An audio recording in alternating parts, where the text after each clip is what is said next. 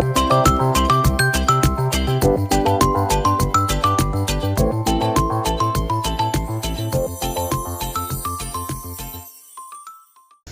kami dari kelompok MUPT akan mempresentasikan rencana pemasaran Project Base. Selamat menonton. Baik, kelompok kami menggunakan abon ikan sebagai salah satu produk pengolahan hasil perikanan yang berbahan baku dari ikan tuna. Untuk kekuatan sendiri, yaitu memiliki cita rasa yang khas yang sudah terkenal dan disukai oleh banyak orang. Kemudian bahan baku ikan tuna ini mengandung protein tinggi, menjadikan abon ikan tuna ini sebagai makanan yang bernutrisi. Kemudian untuk kelemahannya, yaitu ketergantungan pada ikan tuna yang sebagai bahan baku utama yang memungkinkan harganya fluktuatif atau terbatas di pasaran. Kemudian produk abon tergolong mudah basi sehingga pembuatan, pengemasan, dan penyimpanan yang harus diperhatikan dengan baik. Kemudian untuk peluangnya sendiri, yang pertama permintaan yang tinggi terhadap makanan khas daerah dan kemungkinan pengembangan variasi produk seperti abon rendah kalori untuk menjaga pasar yang lebih luas. Kemudian ancamannya sendiri itu persaingan dengan produk serupa yang berasal dari produsen lain, kemudian harga bahan baku terutama ikan yang bisa naik sewaktu-waktu, kemudian keterbatasan masa simpan yang dapat mempengaruhi jangkauan distribusi produk abon ikan tuna kami. Assalamualaikum warahmatullahi wabarakatuh. Saya Surya Trisna Diasetikin. Saya akan menjelaskan secara singkat tentang bab 2 kondisi pasar. Yaitu ada poin deskripsi kondisi pasar. Pasar abon ikan tuna Indonesia dapat dikategorikan sebagai pasar pesaing sempurna. Hal ini disebabkan oleh banyaknya pembeli dan penjual sehingga tidak ada satupun pelaku pasar yang mampu mempengaruhi harga secara signifikan. Produk ini tersedia secara baik secara offline di toko-toko oleh-oleh maupun offline di platform online. Yang kedua ada analisis potensi pasar. Pasar abon ikan tuna memiliki potensi yang terus meningkat seiring dengan berbagai faktor pendukung, mulai dari kesadaran akan makanan hingga inovasi produk yang dapat menjangkau segmen konsumen lebih luas di zaman sekarang. Abon sebagai makanan yang sudah sangat dikenal di Indonesia memiliki daya tarik yang unik yang memungkinkan pengembangan pasar di berbagai wilayah, bahkan hingga ke mancanegara. Yang ketiga ada analisis pesaing produk. Pesaing produk bisa dilihat dari kondisi atau situasi yang ada, jadi tidak berpatok pada metode apapun. Karena pesaing produk padat dilakukan dari segi apapun, jadi kita harus meningkatkan kualitas produk agar konsumen bisa memilih produk kita. Selain kualitas, produk harga yang ekonomis juga mempengaruhi dalam konsumen, karena barang yang berkualitas dan produk yang bagus itulah yang dicari oleh konsumen. Oke, sekian, terima kasih. Kemudian bab 3 terdapat strategi pemasaran. Yang pertama yaitu deskripsi strategi pemasaran produk. Untuk memenuhi permintaan penguasaan teknologi pengolahan, abon perlu ditingkatkan. Penggunaan teknologi tepat guna seperti sistem penggorengan mekanik dapat meningkatkan efisiensi dan kualitas produk, sehingga volume produksi bertambah dan pendapatan meningkat. Kualitas tenaga kerja juga perlu ditingkatkan melalui pelatihan agar mereka lebih siap menyerap teknologi baru. Selain itu, penambahan modal baik dari sumber pribadi atau pinjaman memungkinkan peningkatan kapasitas produksi.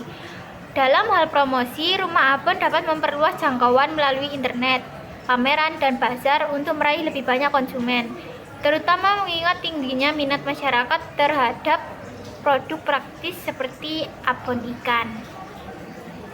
Kemudian yang kedua ada strategi pemasaran 4PS. Strategi pemasaran abon ikan dengan model 4P dimulai dari produk, dengan menyediakan berbagai varian rasa seperti pedas, manis, dan rempah khas untuk memenuhi preferensi konsumen. Bahan baku berkualitas tanpa pengawet serta varian rendah kalori dan bebas bahan sintetis menyesuaikan tren konsumen yang peduli kesehatan. Pada aspek price atau harga disesuaikan dengan segmentasi pasar dan kualitas produk, termasuk paket ekonomis dan diskon periodik. Untuk varian premium, harga lebih tinggi, mencerminkan kualitas bahan alami dengan strategi harga fleksibel. Abon ikan dapat menjangkau berbagai segmen dan memperkuat citra sebagai makanan sehat dan bernilai tinggi. Kemudian, bagian produk. Abon ikan menawarkan cita rasa unik dan tekstur renyah, menarik bagi konsumen yang menginginkan makanan praktis dan bergizi. Varian rasa pedas, manis, dan rempah khas dirancang untuk memenuhi berbagai selera. Dikemas dengan bentuk siap saji yang tahan lama, abon ikan juga dilengkapi dengan kemasan menarik dan informasi bahan alami, memperkuat citra produk di pasar.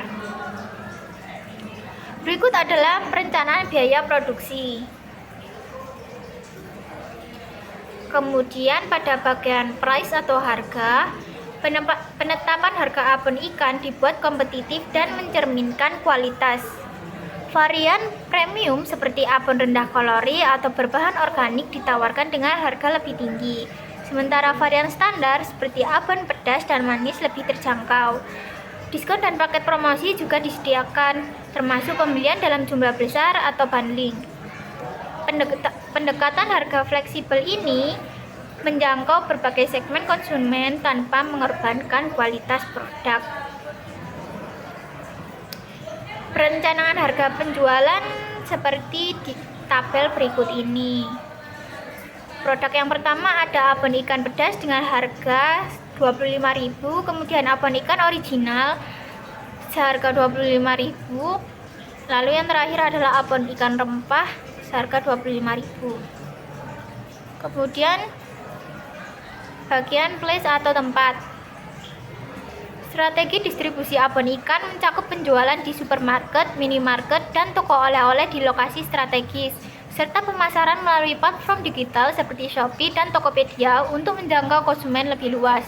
Kemitraan dengan layanan pengiriman seperti GoFood dan GrabFood juga memudahkan konsumen untuk membeli tanpa harus keluar rumah. Distribusi yang terencana ini bertujuan meningkatkan aksesibilitas, visibilitas, dan penjualan produk di pasar kompetitif. Kemudian bagian promotion atau promosi.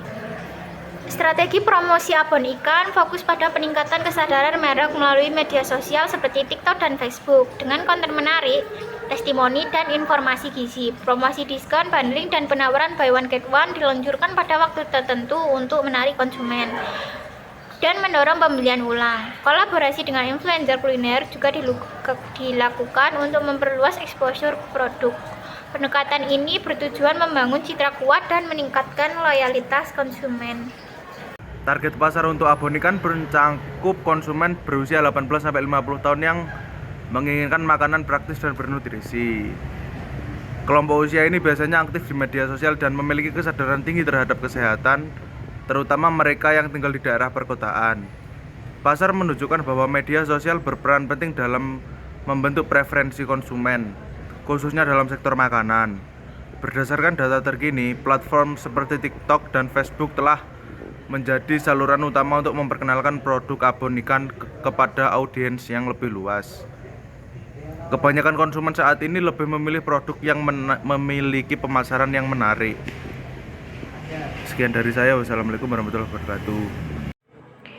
Baik, selanjutnya perencanaan pemasaran dari produk kami yaitu abon ikan.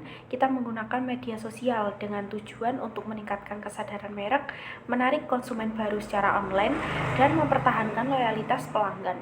Kemudian strategi ini akan memanfaatkan platform Facebook dan TikTok. Jadi kita membuat akun dari TikTok maupun Facebook di mana kita akan sering mengupload konten-konten video maupun foto di mana membahas terkait keunikan dari suatu produk yaitu abon ikan kami, kemudian proses pembuatan abon ikan kami, serta menggunakan bahan-bahan alami yang berkualitas seperti contohnya ikan tuna. Kemudian untuk frekuensi posting yang akan kami gunakan, yang pertama kita akan mengatur secara rutin pada postingan di akun sosial media kami dengan Selanjutnya adalah analisis sosial media kompetitor.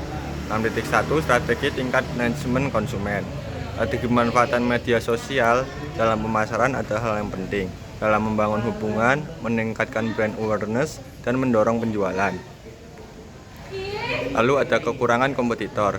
Dalam menggunakan media sosial untuk pemasaran, kompetitor seringkali memiliki beberapa kekurangan yang bisa dimanfaatkan sebagai peluang untuk merek lain. Kekurangan dari kompetitor yaitu konten yang kurang konsisten. Banyak kompetitor yang tidak menjaga konsistensi dalam memposting konten. Lalu ada kelebihan kompetitor. Kelebihan kompetitor dalam usaha kami ini yaitu menggunakan analitik dan data insight untuk mengukur efektivitas konten mereka.